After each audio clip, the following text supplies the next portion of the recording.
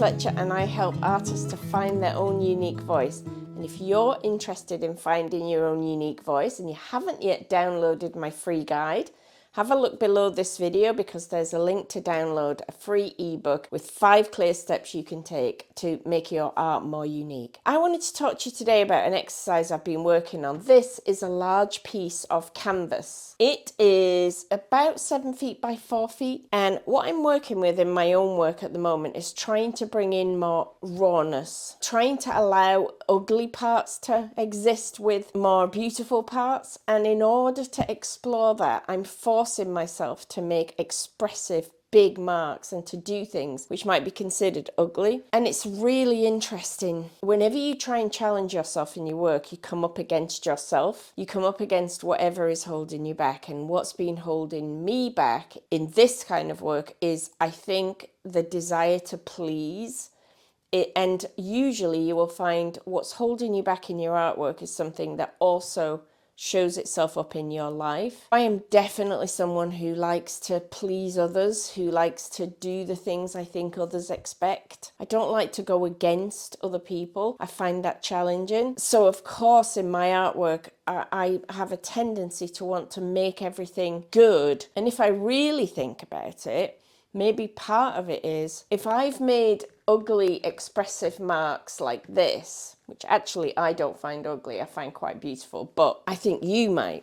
And if I've done that and I put that out there, you or the viewer might think I don't know how to do anything different. You might judge me. You might think negatively of me. You might think to yourself or tell other people or tell me that I'm not very talented. So why does that matter to me?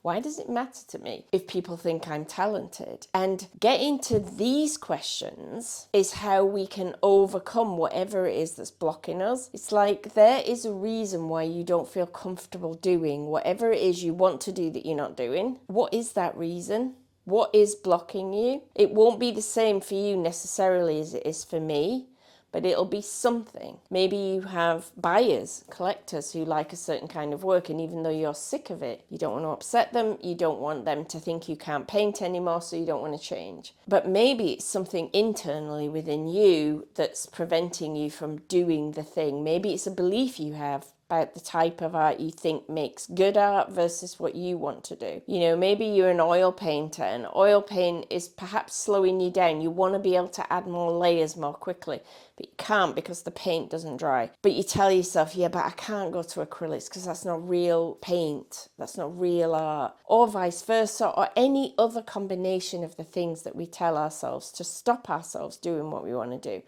And part of it, I'm sure, is self-protection. If we have a block to doing something, it protects us. So in my case, my belief that maybe if I share this, people won't think it's very good, that protects me from having that experience of sharing it and someone not thinking it's very good. But when I actually pull that apart, my current abstracts, which I think are beautiful, there are lots of people that don't find them beautiful. I get lots of comments about my 5-year-old could do that and all those kind of comments that people make about abstract painting. But I'm confident that I did my best to perhaps make the colours work well or to do a composition that works or something that I know I've consciously done to make it good. And if I am just expressing, if I say I want raw expression, then that isn't necessarily the same thing. If you go look at a Joan Mitchell painting, a lot of times the colours are not harmonizing. A lot of times the composition is just a load of paint all blobbed on, and yet the expressiveness of that.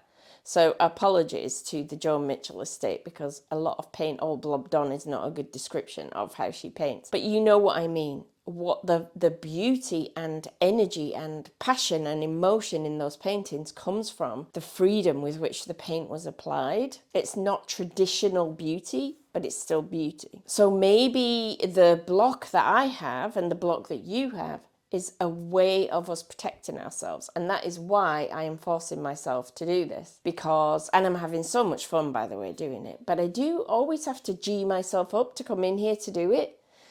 It's like, oh, I could just do some other chores and I could just work in my sketchbook and I could just take the dog for a walk and I could just do some exercises or whatever, rather than coming in and dealing with doing this.